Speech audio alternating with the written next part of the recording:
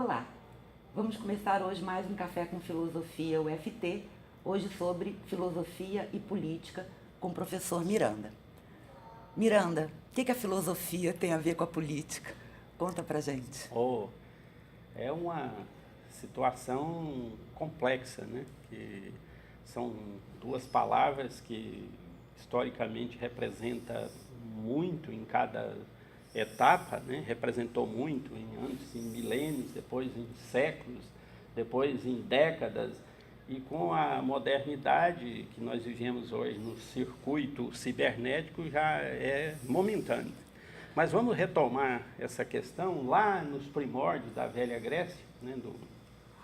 Na Grécia clássica, que não existia filosofia se não existisse o ser humano, né?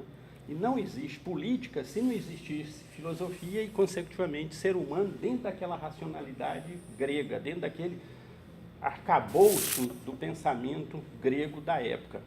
Como que eles pensavam a filosofia? É um elemento que caminha junto com o ser humano. Mesmo que o indivíduo odiasse a filosofia, não tem jeito de se escapar dela, porque ela está junto com ele, né?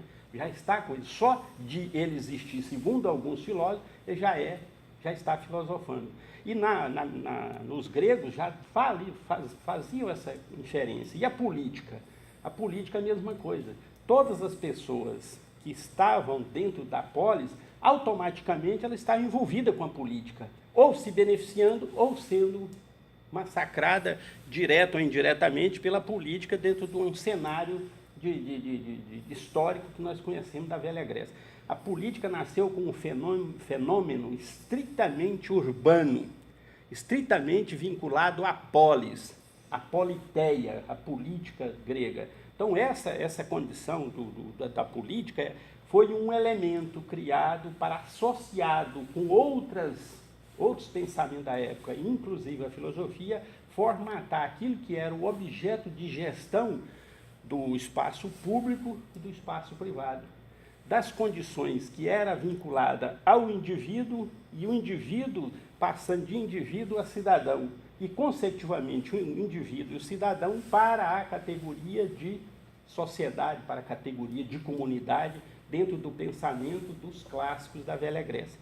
Mas, contudo, depois do Império Romano sucumbir ao Império Grego, no Império Romano já tivemos algumas deformações, que aí vem o objeto já sem mobilidade, vem o estamento, e o estamento não tem mobilidade. Então, o feudalismo não oferecia mobilidade. Então, a política ficou estática, ficou sem mobilidade, porque a mobilidade na política grega era uma das condições importantes, onde nasceu essa junção, demo mais cracia, quer dizer, o governo do povo.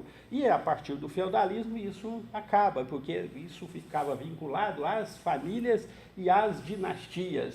Então ficava no poder até sucumbir uma família, até vir uma guerra, outra condição, a família acabar, qualquer coisa dessa natureza, mas não havia mobilidade. Isso a igreja corroborou muito para isso, dentro desse cenário, e aí nós passamos um pouco para o Renascimento. O Renascimento já vem uma estrutura diferente, já começa a florescer aí as ciências modernas, a tecnologia e o novo pensamento da filosofia e da política. Não mais dentro de um pensamento só grego, não mais de um pensamento só escolástico e patrístico, mas dentro de uma noção mais avançada que já começava por ali a modernidade. Então, dali começa a ter um passo importante para se pensar aquilo que viria depois, que era o iluminismo, que aí a política do iluminismo já nasce, de fato, o coroamento daquilo que nasce com o Renascimento, que é a modernidade. E essa modernidade política que vai dar vazão às grandes revoluções, tanto industrial, com a tecnologia do Renascimento, quanto o iluminismo, que é um compêndio de filosofia, de pensamentos, que vai dar formas para a existência do liberalismo, e o liberalismo, logo em seguida, vai criar aquilo que muitos filósofos vão chamar do novo regime, e vai sucumbir o antigo regime. E essas condições é que vão formatar uma nova sociedade, um novo pensamento e uma nova construção de cidadão, de sociedade e, consecutivamente, de democracia, até chegar aí à nossa condição atual, que é a contemporaneidade, que o pensamento político vai tomar uma nova dimensão, e uma dimensão, assim, um tanto quanto que já desvirtuada, que poderíamos dizer o seguinte, que aquilo que nasceu na Grécia, nada de fundamentalismo. Aquilo que foi na Idade Média já tinha um certo fundamentalismo, tanto religioso quanto de poder e ideologia, qualquer coisa, mesmo não tendo ainda a categoria ideologia.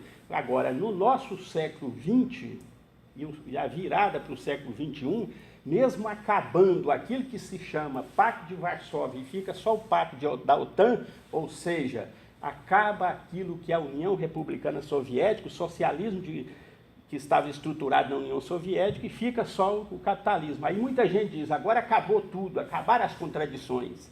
Não acabaram. Aí que começaram as contradições dentro do campo religioso e do campo político e do campo vinculado à própria estrutura de poder. Aí passa a esses problemas que nós estamos convivendo na atualidade, quer dizer, muitas distorções dentro dessas relações de poder que até então não se via dentro das estruturas das sociedades, nem as clássicas, nem a medieval e nem a do início do Renascimento. Então, o que nós poderíamos completar para esse pensamento dentro dessa situação? Hoje nós temos aí uma perspectiva de uma sociedade muito bem informada pelas aparelhagens que nós temos em termos de cibernética.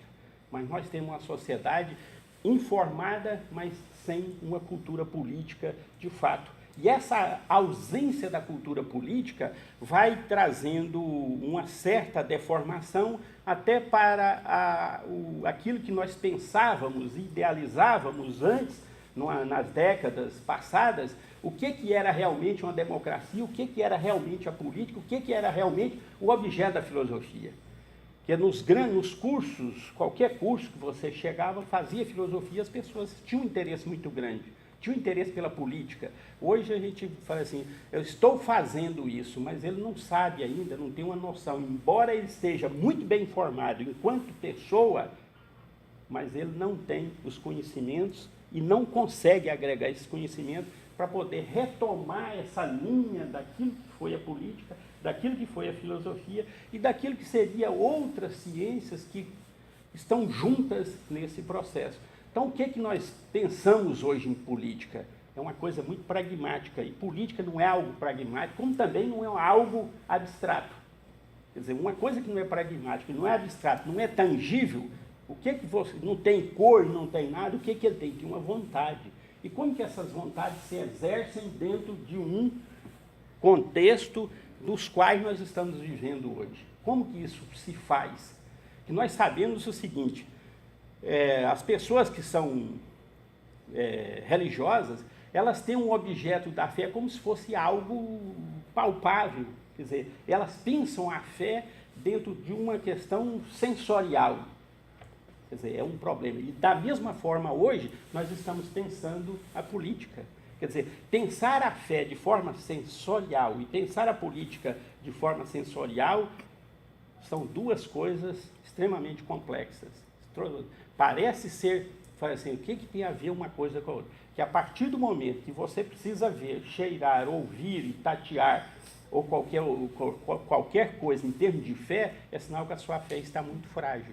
Da mesma forma é a política. A partir do momento que você precisa desses elementos para poder validar a sua condição política, é sinal que a sua condição política, não falando necessariamente de ideologia, mas se falando da política enquanto objeto gerador do conhecimento humano dentro das relações humanas estabelecidas dentro do indivíduo transformado ou possibilitado uma cidadania, e essa cidadania ser convergente dentro de todos os ambientes, ou seja, aquilo que o Kant chama espaço e tempo. Se você não tem essa correlação entre espaço e tempo dentro dessa mediação da política, é muito difícil da política se realizar como nem como ciência, seria como a vontade geral, fazendo com que o objeto político possa se realizar dentro de uma necessidade, sem que haja nenhuma aparelho de coerção que vinha aqui falar para você, você tem que pensar politicamente assim. Você não precisa de uma mídia para poder massificar em cima de você para falar assim, olha, a política tem que ser pensada assim. A política boa é assim, a política ruim é assim. Então, a partir do momento que nós pensamos como a mídia nos repassa, é sinal que nós estamos um pouco frágeis em termos daquilo que realmente é o querer ou a necessidade da cidadania reproduzir aquilo que é o objeto político. Quer dizer, não temos condições de abrir mão disso, mas precisamos criar uma forma de fazer disso uma informação e que essa informação venha possibilitar um conhecimento.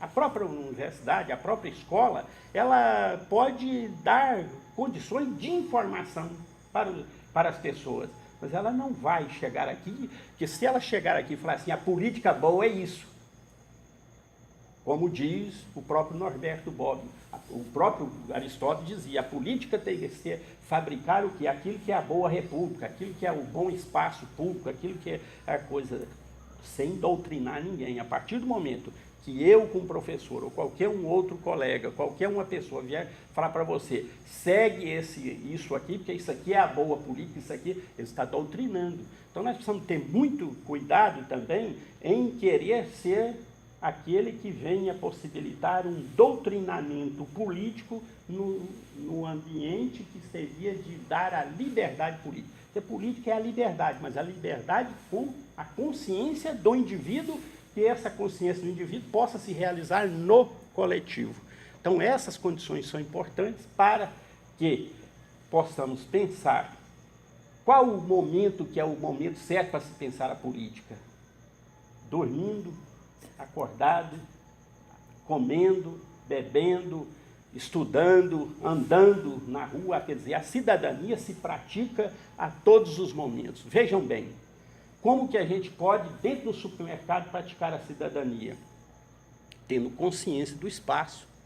Quer dizer, eu não posso deixar o meu carrinho transversal dentro do supermercado.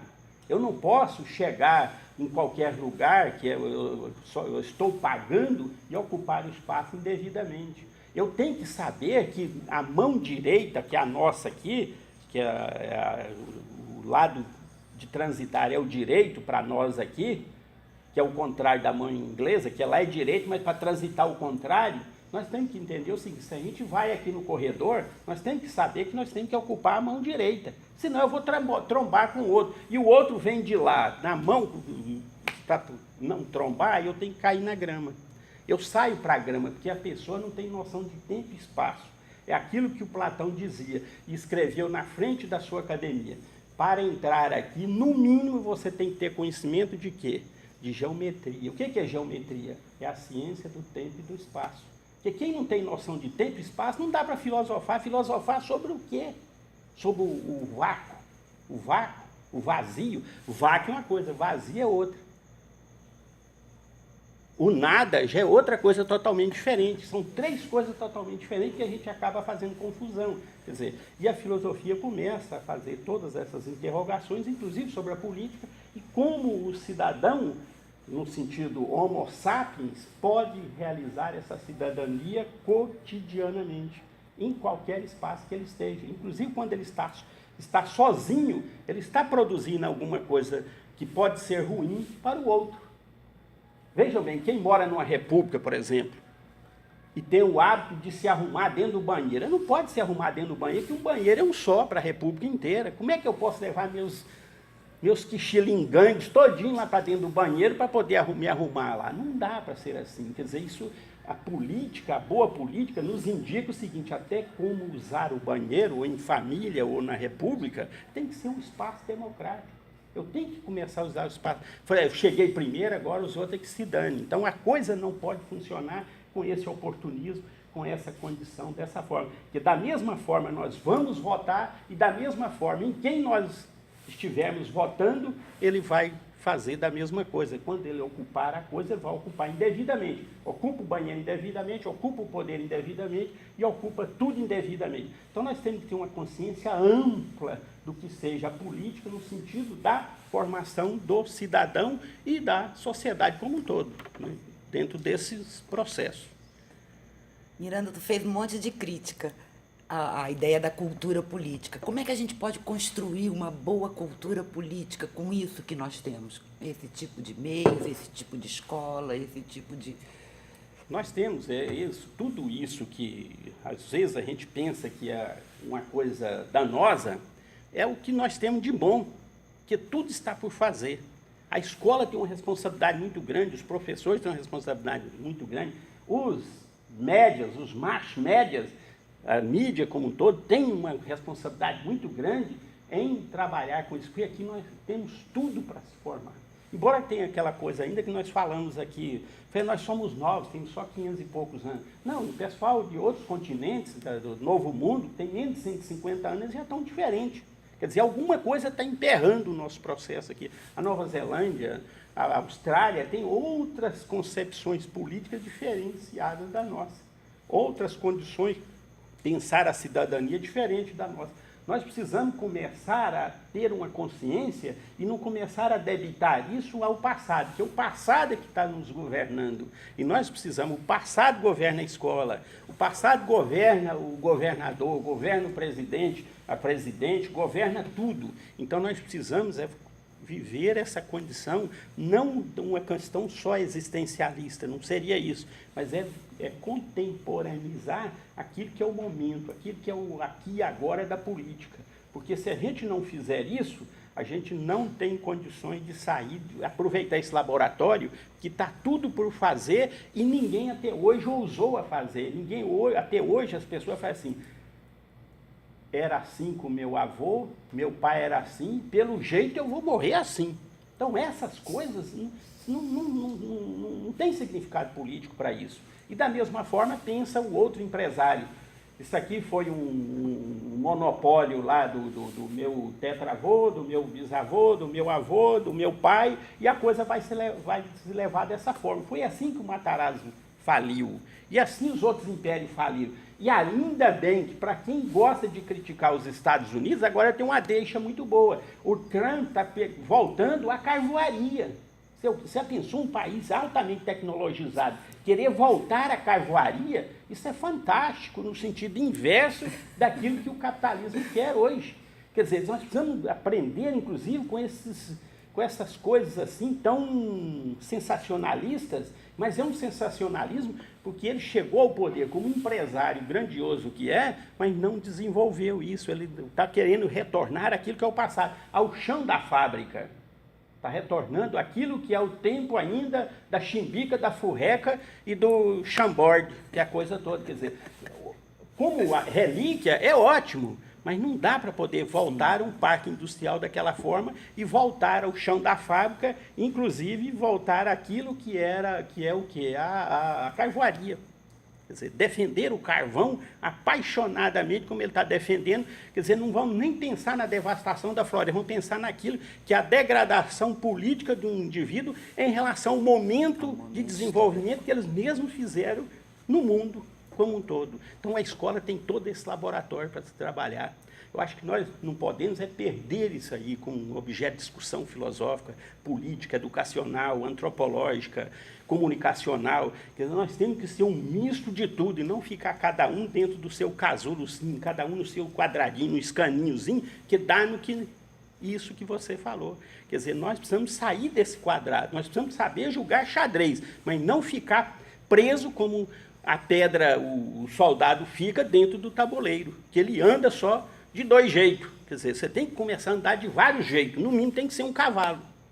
Navegar de várias formas, pelo menos na transversal, dentro do jogo do xadrez. Eu creio que, por essa condição, nós poderíamos pensar uma sociedade diferenciada a partir da noção da própria política e da própria filosofia. Achei uma ótima ideia. Então, está aberta as perguntas. Se alguém quiser fazer uma pergunta para o Miranda. Hoje você falou uma frase muito emblemática, né? Que o passado meio que está governando tudo aqui relacionado à política. E assim, é meio que sabido que desde a ditadura os governos tentam criar uma educação cada vez mais, o governo brasileiro, no caso mais restrito, tenta criar uma educação cada vez mais tecnicista. Você falou que a pessoa tem que se tornar cidadão, e o nosso governo cada vez tenta criar mais um técnico, com a educação que é dada publicamente, menos um cidadão. E você falou também que política é vontade. Então você acha que o reflexo de hoje, a população brasileira, ela tem tão pouca vontade de discutir política, ou de entender política, ou de fazer política, vem desse crescimento cada vez de uma educação mais tecnicista no nosso país? Que a sua pergunta é muito boa, ninguém gosta de uma coisa espontaneamente. Quer dizer, ninguém vai aquela coisa assim que fala assim, ele é vocacionado. Acho que quem estudou comigo sabe muito bem como eu destruí a palavra vocação no quadro de cima e embaixo. Foi quase que dando uma aula de análise matemática, fazendo aquilo ali, o que é vocação, como que isso acontece. Quer dizer, nós não temos vocação para nada, que se tivéssemos, nós perderíamos a identidade política. Ainda bem que, mas a gente escuta isso aqui, você vê que grandes autoridades, grandes pesquisadores estão dizendo, a vocação é isso. A vocação do Tocantins, por exemplo, é commodities, é devastar tudo e plantar monocultura para exportar. Não é isso, a coisa não é dessa forma. A vocação das pessoas, vamos supor assim, que quando um indivíduo é vocacionado politicamente, volta aquela questão do estamento. Quer dizer, o rico é vocacionado para o poder e nós somos vocacionados para mantê-los no poder. Quer dizer, nós não temos essa vocação. Eu não nasci vocacionado para ser... trabalhar com a mão o tempo todo. Quer dizer, um momento ou outro, a gente trabalha com a mão, a gente vira mão de obra, mas não quer ser mão de obra o tempo todo. E não quer também só comandar a mão de obra, a gente quer ultrapassar esses limites. Essa é a condição. Como ultrapassar esse limite? É politicamente. Começa pela educação, começa pela a vontade de se estabelecer algo dentro da política que não é só o de votar, que dentro dessa coisa do liberalismo, que eu havia dito lá no contexto histórico, o liberalismo diz o seguinte, que a democracia é só do voto. A democracia não é só voto. A democracia não é só o ir e vir. A democracia não é essa coisa assim tão restrita das quais eles nos repassam. Então nós temos que ter uma noção que a escola ela deve proporcionar uma formação técnica, tecnológica e acadêmica no sentido científico, teórica. Toda universidade, primeiro você aprende a teoria, depois você vai para a prática. Né? Todo. Quer dizer, nós não podemos fazer o contrário, podemos até fazer o contrário. Agora, dentro dessa noção que nós temos de governo e de modificar o cenário, a cada vez mais, a cada política, eu vejo que nós estamos entrando num objeto quase que retilíneo, constante, é igual a aceleração constante. Ela não tem variação, não é um movimento retilíneo uniformemente variado, ele é só uniforme. Então, essa uniformidade, quando a gente vê que está todo mundo pensando a mesma coisa, está todo mundo não entendendo que quando vem o outro tem que ir para a direita dele de lá e não ficar da direita de cá. Se todos os dois andarem na mesma direção, vão capotar os dois. Isso não é só no trânsito de carro, motos e bicicleta, não. É o pedestre também. Isso acontece lá no carrinho de dentro do supermercado e qualquer outro lugar. Então, nós precisamos começar a ter uma noção mais ampliada do que seja a educação, do que seja ler, estudar e pesquisar. Porque se a gente não tiver essa tríade dentro do contexto da universidade, talvez a gente saia daqui, é aquilo que infelizmente muitos saem pior do que entrou, porque sai formado com um grande diploma sem ter alguma agregação nenhuma e as condições políticas também foram deformadas. Então nós precisamos modificar o referencial. Eles precisam ter conteúdo, precisam aprender os conteúdos, e os conteúdos precisam estar interligados com o mercado, porque o mercado é importante para formar, e ninguém vai sobreviver dentro do capitalismo sem ter uma relação empregatícia. Agora, nós precisamos ter isso, mas ter coisas além disso.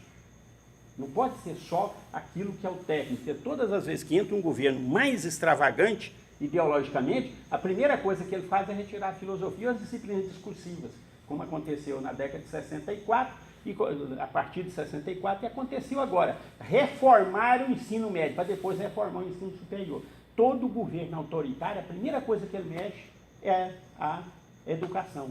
Porque a educação é que vai dar esse suporte. Porque tudo que os outros governos fizeram para eles é aparelhamento de Estado. O que é aparelhamento de Estado? É ensinar de fato a cidadania. É ensinar que as pessoas podem ser desfavorecidas economicamente, mas não desfavorecida neuronimamente, né? Quer dizer, ela, pelo menos ela pensa, ela tem condições de pensar. É aquilo que o Ford, lá na coisa dele, lá na indústria dele, falava assim, quando surgiu a primeira greve, ele falou assim, que pena, né? Eles parecem que eu tinha os amestrado, mas não, eles pensam que fizeram a primeira greve. Então nós precisamos começar alguma coisa nesse sentido de desestabilizar aquilo que está estável dentro de nós. E a universidade, a escola, se ela não desestabilizar aquilo que está estável dentro da nossa consciência, não vamos chegar a lugar nenhum. Nós vamos voltar lá para onde nós saímos, talvez piores, que vai chegar lá com um baita canudo desse tamanho, sem muita coisa agregada. Talvez essa é um dos grandes problemas que nós temos hoje nessa relação. Esteja o governo que estiver, seja ele democrático, seja ele mais ou menos democrático, seja ele antidemocrático.